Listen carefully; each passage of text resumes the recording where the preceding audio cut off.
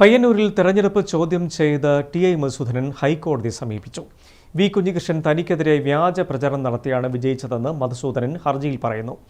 രക്തസാക്ഷി ഫണ്ട് വെട്ടിപ്പ് ഉൾപ്പെടെയുള്ള ആരോപണമായിരുന്നു കുഞ്ഞികൃഷ്ണൻ ഉയർത്തിയത്. ഒട്ടേറെ രാഷ്ട്രീയ വിവാദങ്ങൾക്ക് വഴിതെളിച്ച പയ്യന്നൂർ തെരഞ്ഞെടുപ്പ് ഇനി നിയമയുദ്ധത്തിലേക്കും നീങ്ങുകയാണ്. പയ്യന്നൂരിലെ തെരഞ്ഞെടുപ്പ് റദ്ദാക്കണമെന്ന് ആവശ്യപ്പെട്ടാണ് CPM ജില്ലാ സെക്രട്ടേറിയറ്റ് അംഗം ടി.ഐ. മധുസൂദനൻ ഹൈക്കോടതിയെ സമീപിച്ചത്.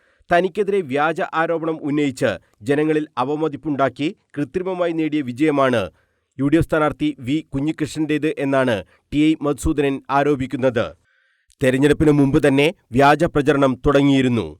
രേഖകളോ തെളിവോ ഇല്ലാതെ രക്തസാക്ഷി ഫണ്ട് കള്ളൻ എന്ന പ്രചരണം നടത്തി വോട്ടർമാരെ തെറ്റിദ്ധരിപ്പിക്കുകയാണ് ഉണ്ടായത്. മധുസൂദന്റെ ഹർജിയിൽ വി. കുഞ്ഞികൃഷ്ണന് ഹൈക്കോടതി നോട്ടീസ് അയച്ചു. തെരഞ്ഞെടുപ്പ് പ്രചരണത്തിലുടനീളം തന്നെ കളങ്കിതനാക്കി വോട്ടർമാരെ തെറ്റിദ്ധരിപ്പിക്കാനായിരുന്നു ഈ പ്രചരണം. താൻ ഏതെങ്കിലും നിലയിൽ ഫണ്ട് വെട്ടിപ്പ് നടത്തിയിട്ടില്ല.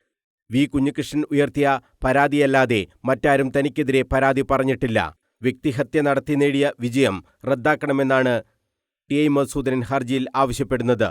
News bureau, Kannur.